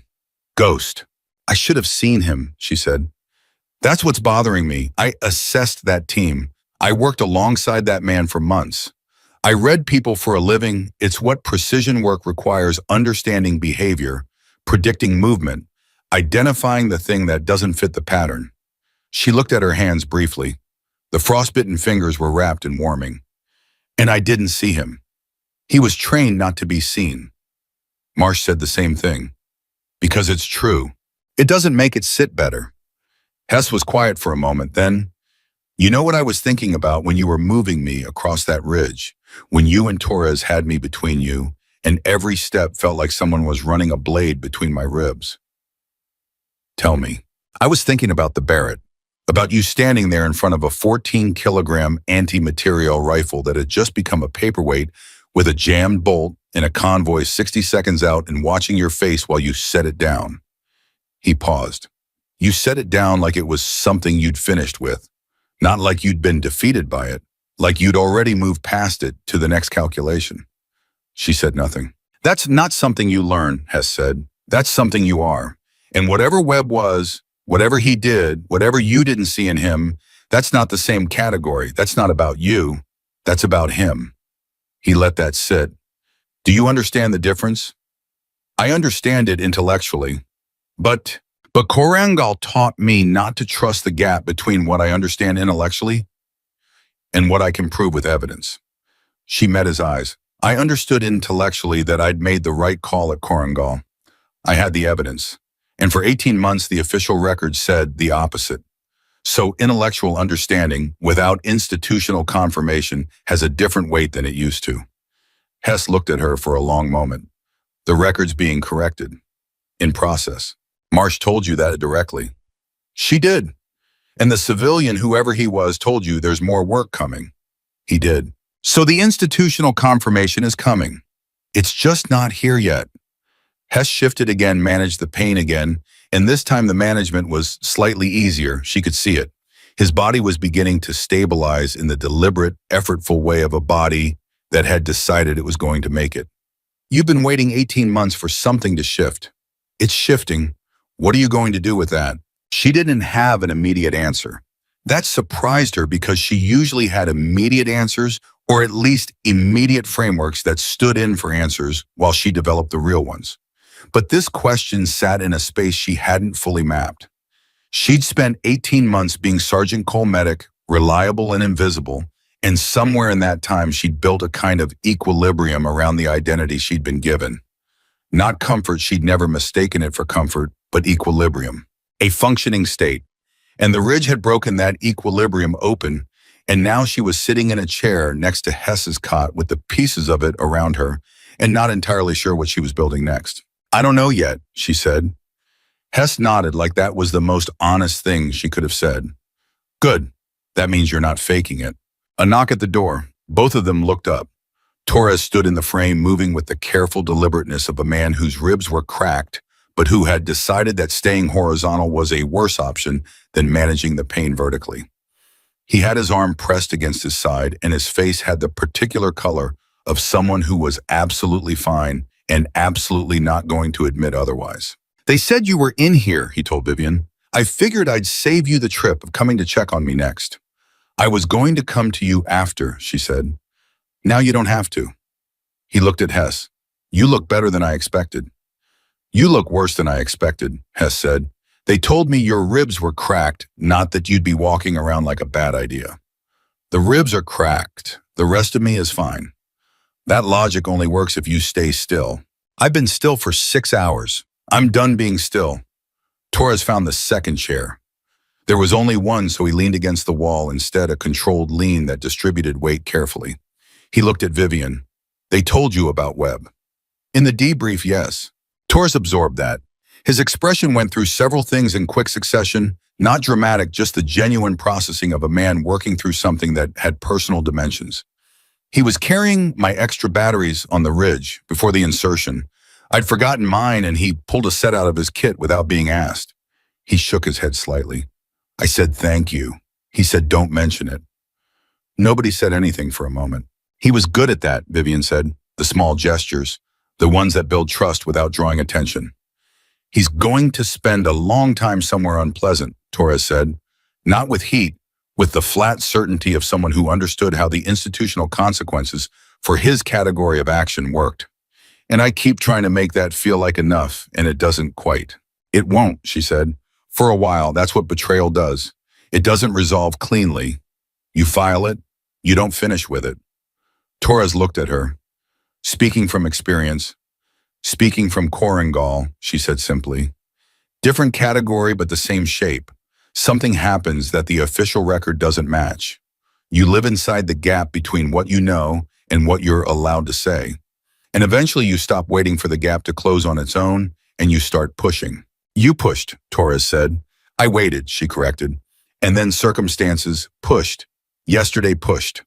She paused. I would prefer to say I pushed, but I think the accurate version is that the ridge pushed and I moved. Hess said the ridge pushed and you re-zeroed a rifle with a drifted scope at 1,400 meters and stopped a convoy. Semantic difference. The semantics matter to me. They always do, he said, not unkindly. That's part of the problem and also most of the solution. The door opened again. This time it was a different knock-sharp brief, and the duty nurse leaned in with the expression of someone about to deliver information she wasn't sure would be welcome. She looked at Vivian specifically. There's a message for you at the front desk, hand-delivered, marked personal. Vivian stood. From who? No name, civilian courier. She looked at Hess. He gave her a small nod that meant go. She left Torres in the chair and Hess on the cot and walked to the front desk, where the duty sergeant handed her a sealed envelope with her name written on it in a precise, clean hand she didn't recognize. Inside was a single sheet. No letterhead, no signature, 8 words. The first phase of the review is complete. She read it twice. The message contained more than the words. It contained timing the review had moved faster than Marsh had suggested it would, which meant someone had been prepared to move fast, which meant the infrastructure for this correction had been in place before yesterday, before the ridge, possibly before the mission assignment.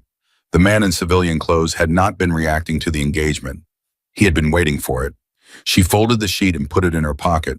She walked back to the surgical unit, past the desk, past the nurse's station, and stopped in the corridor outside Hess's door because she needed 60 seconds in which nobody was watching her face. The first phase was complete. Whatever that meant in the full context of what the man in civilian clothes had outlined, the immediate reading was clear. The Korengal documentation was already being corrected. 18 months of an inaccurate record were being dismantled by people who had spent some amount of time building the case to dismantle it, and they'd needed her to make a shot first. They'd needed evidence, current, undeniable, real-time evidence that the person the record said she was and the person she actually was were not the same. She had provided that evidence. At 1,420 meters, with a re-zeroed scope, in 90 seconds of available window, she took the 60 seconds. Then she went back into the room. Torres looked at her immediately. Good news or bad? Complicated news, she said. The kind that's good but has a long tail. The review, Hess asked. She looked at him. He'd been watching the door. You knew something was in motion. I suspected. Denton said something during the pre-mission brief that didn't fit the standard language. Too deliberate, like he was reading from a script he'd written rather than one he'd been handed. Hess paused. I didn't say anything because I didn't know what I was suspecting and I didn't want to put it in your head before the mission. You should have told me. You had enough to carry. Hess, you had enough to carry, he said again steadily, and you carried it, and the mission succeeded. And here we are. He held her gaze. Next time I'll tell you earlier, I promise. She looked at him for a moment. Then there's a next time. There's always a next time, Torres said from the corner. The man with the recorder. He said more complicated than a convoy. He did. How much more complicated? She thought about the 8 words on the sheet in her pocket. The first phase, not the only phase. I don't know yet, but the shape of it is, this wasn't about one convoy. The convoy was a piece of something larger, and Webb was a piece of something larger, and the intelligence compromise runs somewhere I don't have visibility on yet. She paused. But I will. Torres was quiet. Then, are you going to do it? She looked at him. Do what? Whatever comes next. Whatever the man with the recorder needs. Whatever the review leads to. He shifted against the wall, managing his ribs with practiced deliberateness. You've been a medic for 18 months. You've been ghost a lot longer than that. When they officially give you the choice, and they're going to give you the choice, which one are you? The question had more weight than its length suggested. She'd been running a version of it in the background since the helicopter had lifted off the ridge, since Denton had opened the folder, since Marsh had said it was the right call, with the quiet certainty of someone who had believed that for a long time. Which one was she? Both, she said. That was always the answer. Medic and shooter. The reassignment was always a false choice. They took one and said it replaced the other. But that's not how people work. You can't remove a capability by changing a file. Torres nodded. They tried. They tried, she agreed. Yesterday proved it didn't work. Hess said, what does it feel like knowing that? She considered the question with the seriousness it deserved. Like something that was held under pressure for a long time has been released. And the release is a relief. But there's also, she paused, finding the right word, there's also a kind of grief for the time, for the missions that happened while the file said I was something I wasn't, for the people who needed a shooter and got a medic and didn't know the difference. They didn't go without, Hess said. The medic kept them alive. Some of them. Most of them. She didn't dispute it. She looked at her rapid fingers and thought about the weight of the MK-14 across her lap the night before in the small room broken down by feel in the dark. The way the components had come apart and come back together with the same muscle memory that 18 months of paperwork hadn't touched. A knock at the door, different from the others, two quick, one slow. She'd heard that pattern before in a context she hadn't expected to hear it here, and she stood before she'd consciously registered why. The door opened. The man in civilian clothes, no recorder this time, no legal pad, stepped into the room. He looked at Hess, at Torres, then at Vivian. I need 5 minutes, he said. If Corporal Hess is well enough. Hess waved a hand. I'm not going anywhere. The man looked at Torres. My ribs are cracked, Torres said. Everything else works fine. Then I'll speak freely. He closed the door and stood with his back against it, which was not quite casual and not quite formal. The posture of someone who had decided that the performance of authority was less efficient than its substance. The review of the Korangal documentation is proceeding faster than projected. The corroborating account from Staff Sergeant Elroy, combined with the communications intercept records we've been building for the last 4 months, creates a complete picture. The original report was not a documentation error. It was a deliberate alteration executed by a specific officer in the chain of command. The room was very still. That officer, he continued, is connected to the same network that recruited Webb. Vivian heard it, processed it. The thing she'd kept at the edge of her thinking since the debrief room suddenly occupied the center. The Korangal alteration was not just bureaucratic cowardice, not just a commander protecting his authorization record. It was deliberate suppression, and it was connected to the network that had put a sniper on the ridge and nearly killed Hess and allowed Webb to transmit their position. They altered the Korangal report, she said, because an accurate Korangal report would have documented my capability. And a documented capability was a threat to the operational security of a network that needed the intelligence environment to stay predictable. That is the current assessment, yes. They buried me, she said, not to protect a commander's record. They buried me because I was a problem for something larger. You were a variable they couldn't control, he said. The reassignment was intended to be permanent.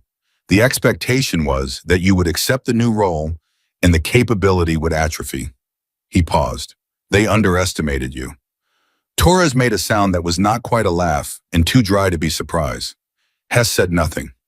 He was watching Vivian's face with the careful attention of someone tracking a reaction they want to understand before it resolves. She took the information and put it where it belonged. It changed some things about the last 18 months. It didn't change the decisions she'd made within them, because she'd made those decisions with the information she had at the time, and she didn't revise decisions retroactively unless the revision changed something actionable. The revision here changed something very actionable. It changed the nature of what came next. The officer, she said, he's still in the chain of command. He is. Rank, the man in civilian clothes said a rank. She processed it. It was higher than she'd expected, and she'd expected it to be high. How long has he been connected to the network? Minimum 4 years, possibly longer. And the network itself, what's the end goal? That, he said, is what the next phase of the investigation intends to determine. And that is what I meant this morning when I said we would need skills that go beyond what's in your service record. He looked at her directly. Not just precision fire, not just medical capability. The ability to operate in an environment where the threat is inside the institution rather than outside it, where the person next to you might be Webb, and the person above you might be someone who has been quietly managing outcomes for years. He paused. That is a different kind of target, and it requires a different kind of patience than a 90-second engagement window. It requires knowing which math to trust, she said. Yes. And being willing to hold the calculation even when the institution tells you the answer is wrong. Yes, he said again. Exactly that. She looked at Hess. He gave her the same small nod he'd given her in the corridor. Not permission, she didn't need his permission. An acknowledgement. The kind that said, I see what you're deciding, and I think you should decide it. She looked at Torres. He was doing something with his expression that was trying very hard not to be pride and not quite succeeding. She looked at the man by the door.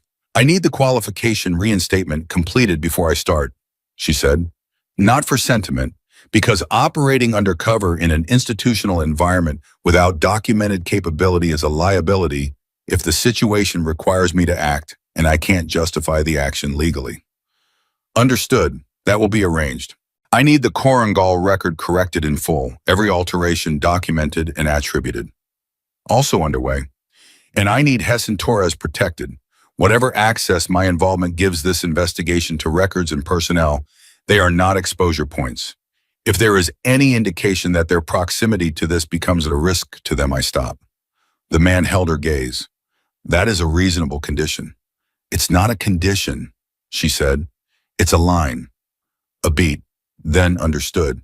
He reached into his jacket and produced a card. Plain, no logo, a number handwritten. When you're ready to begin the next conversation, use this. He set it on the small table beside Hess's cot. Take the time you need. The investigation is patient. I'm not, she said. He almost smiled, almost. I know, that's part of why you're useful. He opened the door, paused. For what it's worth, Staff Sergeant, the 14 men at Korangal, the 18 at the forward position, Hess, Torres, everything that stopped on that ridge yesterday. He looked at her one final time. You are the reason any of those numbers didn't go the other direction. Whatever the file said you were. He left. The room settled. The quiet after his departure was a different quality of quiet than the quiet before, denser, more loaded, the kind that follows a decision rather than precedes one. Torres said, that was not a normal civilian. No, Vivian agreed. What are we getting into? Something real, she said. Something that was already in motion before any of us understood the shape of it. She looked at him. You're not in it unless you choose to be. Your name isn't on any of this. My ribs are cracked because of the same network that buried your file, Torres said. My name's on it. He said it without drama, the way he said most things, as a fact that had been considered and arrived at through reasonable process. I'm in. She looked at Hess. I'm in surgery recovery, and I am absolutely in, Hess said. Don't even ask. She looked at them both for a moment. Hess on the cot, Torres against the wall. Cracked ribs and through wounds, and both of them present and accountable, and exactly the people they'd been on the ridge, and she felt something she'd been careful not to feel for a very long time. Not relief, not gratitude exactly. Something more structural than either. The particular solidity of knowing that the people beside you will hold the line when the line is hard because you've watched them do it already in the cold under fire without being asked. She picked up the card from the table, put it in her pocket beside the 8-word message. She moved to the window, small and high, the same kind she had in her room, and looked at the rectangle of sky it offered. The base was running at full operational tempo below. Vehicles, voices, the machinery of an institution that had buried her in a file and then needed her on a ridge, and still didn't fully reckon with the distance between those two facts. It would reckon with it now. The review was in motion. The record was being corrected. The network that had reassigned her and recruited Webb and altered the Korangal report had believed it was managing a variable. It had not managed the variable. The variable had re-zeroed a rifle in 90 seconds and put one round through the cooling system of an armored vehicle at 1,420 meters, and then slowed a search party with suppressive fire to buy 12 minutes for a helicopter that arrived in 11. The variable was not manageable. The variable had never been manageable. They had just failed to test that assumption for 18 months, and now the test result was in, and the result was standing in a surgical unit in FOB Kellar with a card in her pocket and a qualification reinstatement in process and two people behind her who had already answered the question without being asked. She turned from the window. She picked up the MK-14 from the table where she'd set it when she entered. She checked the chamber. Force of habit. Clean. She ran her thumb along the adjusted turrets, still at the corrected 0, still exactly where she'd set it on the ridge in the 90 seconds the world had given her. She had not reset it. She would not reset it today. It would stay at the corrected 0 until she had a reason to change it, and when she changed it, it would be because she had a new target and a new calculation and a new window. She looked at Hess. "Rest," she said. "That's an order." "You're not my commanding officer," he said. "You're in a hospital bed, and I'm the only one in this room who slept last night. Rest." He looked at her for a moment. Then he closed his eyes. Not because she told him to, because he'd decided to, and the decision happened to align with her instruction, which was the closest thing to compliance she was ever going to get from Hess, and she knew it, and she accepted it. Torres said quietly, "Ghost." She looked at him. "What you said earlier about the ridge pushing and you moving." He shook his head slightly. "That's not what happened. The ridge broke, the Barrett broke, the comms broke, everything broke, and you didn't break with it." He held her gaze. "That's the difference. That's the whole difference." She didn't say anything for a moment. Then she said, "Get back to your room, rest your ribs." He pushed off the wall and moved toward the door and stopped with his hand on the frame and looked at her one more time with the expression of a man who had something else to say and had decided the timing was right. "For what it's worth," he said, "I'm glad you were the medic they sent. I'm glad you were the shooter they buried. And I'm glad we were all on that ridge together, even the parts that were terrible." He paused. "Especially those parts." He left. She sat with Hess for a while. He breathed. She counted his breaths the way she had in the helicopter, the way she'd been doing since the ridge, the way she did with people she was responsible for, until she was certain they no longer needed counting. Even, steady, present, when she was certain she stood, set the chair back where it belonged, picked up the rifle, and she walked out into FOB Keller with the corrected 0 still set in the scope, and the card in her pocket, and 18 months of wrong paperwork in the process of being made right. And she understood something that she hadn't needed anyone to tell her, because she'd carried it on the ridge, and she'd carried it in the debrief room, and she'd carried it all the way to this moment. Ghost had never disappeared. Ghost had simply been waiting for the world to catch up to the math. And now the math was on the table, proven at 1,420 meters in 90 seconds, with a scope that was wrong, and a rifle that was borrowed, and a mission that no one in a warm operations center had been willing to authorize in time. The math was on the table, and Ghost was already calculating what came next.